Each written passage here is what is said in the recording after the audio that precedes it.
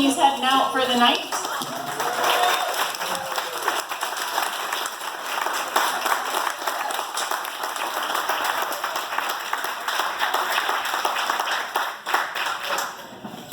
All right, and it is my honor and privilege to invite up one of my faves ever taught.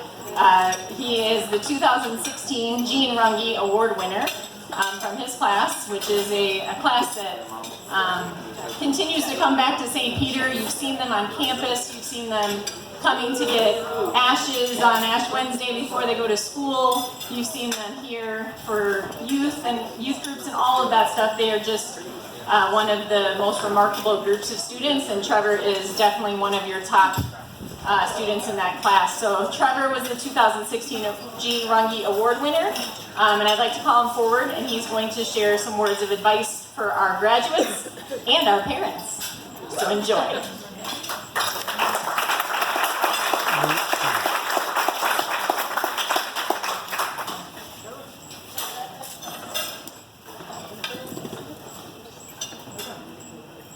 Hello parents, students, and teachers.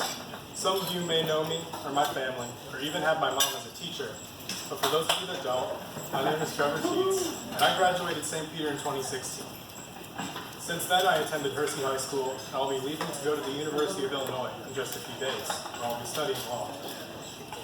Having come from a similar position as many of you, I have plenty of advice for both kids and parents regarding the next 4 years. But as much as I hate doing so, I have to cave in and address the elephant in the tent. Many of you are obviously upset about how your middle school experience ended. Sports, performances, and fun traditions never got the chance to happen, and you have every right to be upset. There's nothing I can say to help with that, other than that I come from a point of empathy. I graduated having never gone to prom, or participated in Senior Assassin, or the other fun school traditions. Much like you, my senior picnic, ditch day, national competition, and actual graduation were outright canceled.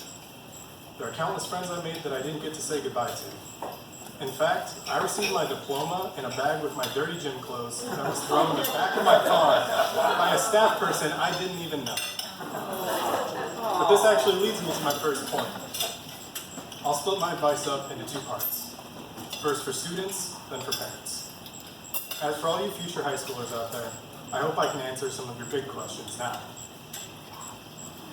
First off, your teachers in high school will not give you the same kind of special attention you got at St. Peter.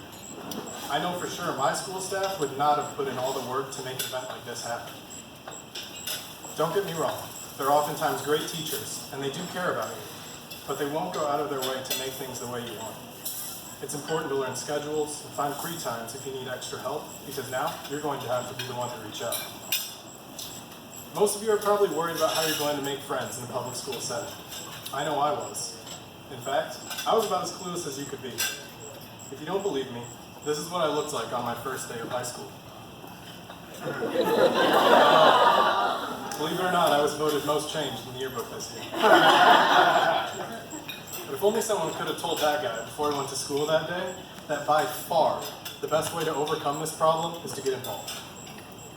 You will have so many opportunities to become part of something bigger than yourself, whether that be in sports, music, theater, service, or the endless clubs that are always looking for members. I participated in football, track and field, the SOS service program, and the mock trial law team. As you can imagine, there are very different crowds in each of these groups. But I'm happy to say that I've made lifelong friends in all of them. That being said, there won't be anyone to make you get involved. If you want to go home right after school every day and do nothing until the next day, nobody will ever know or care. That kind of freedom may sound like a good thing, and sometimes it is, but it's also the cause for one of the biggest problems I've seen in high school: loneliness. I felt it from time to time, as is probably every other student. It can seem like every friend group is already established and there's no place for you, but I promise, no matter who you are, in a school of thousands, there's a group of people that would love to be your friend. You just have to find them, and getting involved is the best way to do that. Another strange freshman fear is sitting alone at lunch. By the time I was a senior, I would love to go home alone for lunch and to get some peace and quiet. But you won't be left out. Honestly, you'll have more of a choice of who you want to sit with than anyone. Coming from St. Peter, you aren't automatically put in any sort of group. You can actually decide what friend group you want to join. Next, you're probably wondering about the homework load and tips how to cut down on it.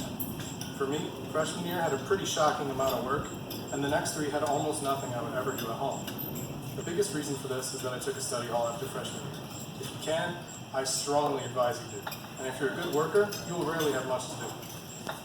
On a similar note, AP classes are not as scary as they sound, and they're usually pretty similar to regular level courses.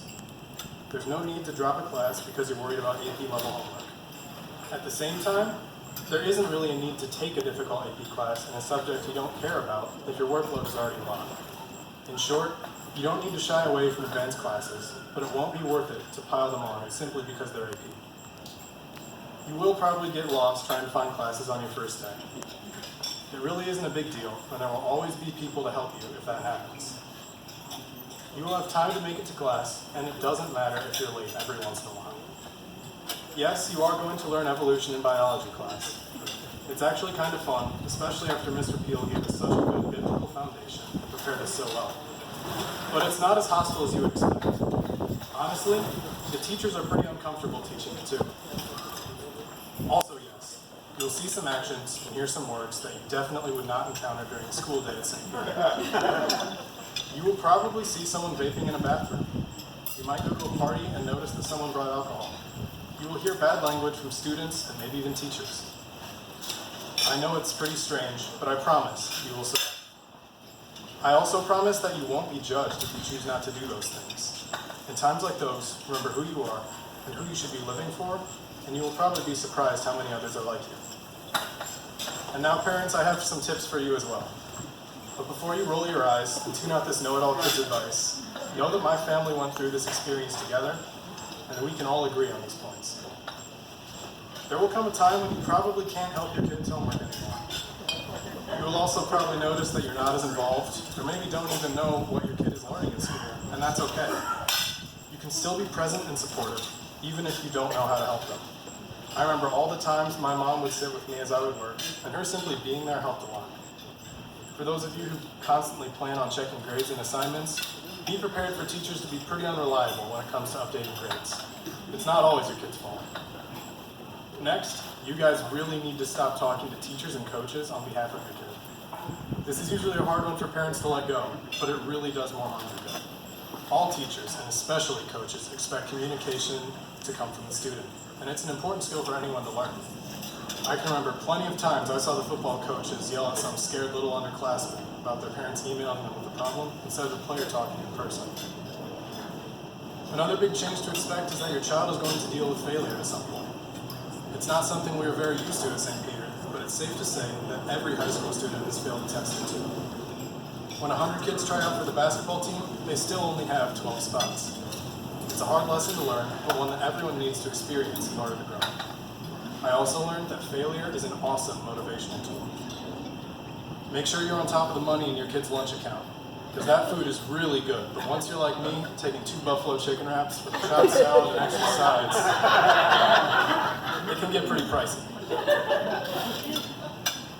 Most of the time when your kid comes to you with a problem, they don't always want you to provide a cold hard solution.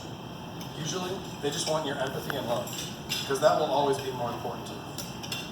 Remember that even if they don't show it, they still want you to be there and when they need help.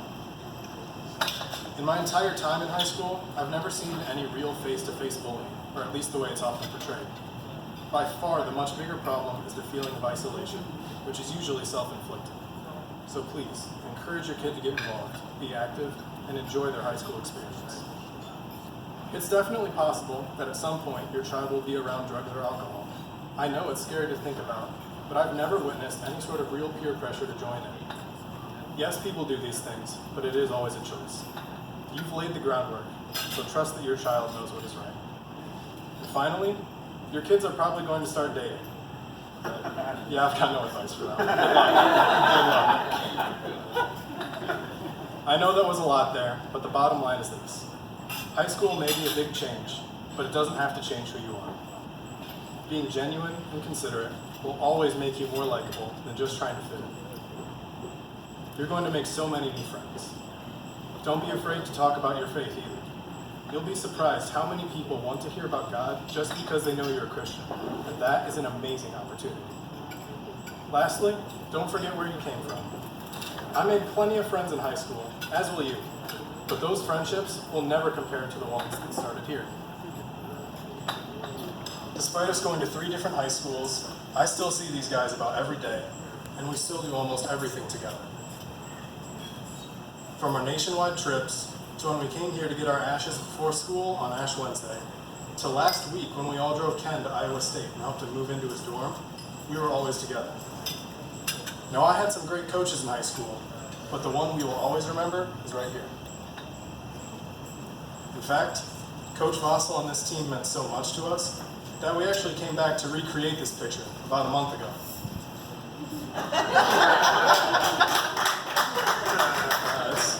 It's a pretty scary change. My best friends in kindergarten are still my best friends today. And I love all the time with them that I spent here. These friendships are different from all others because of how much we've been through together and because of our shared values and faith. It's the same connection you feel with your classmates, and you always will. We may all be going our separate ways for now, but we know that our relationships will last a lifetime. You all likely feel the same way about the friends you made here at St. Peter. So I encourage you to stay connected and appreciate the times you had here. I know we have. So when you're walking through the halls at your new school and you see a fellow St. Peter grad, remember to smile and say hello. It may be a small thing to do, but it signifies so much more.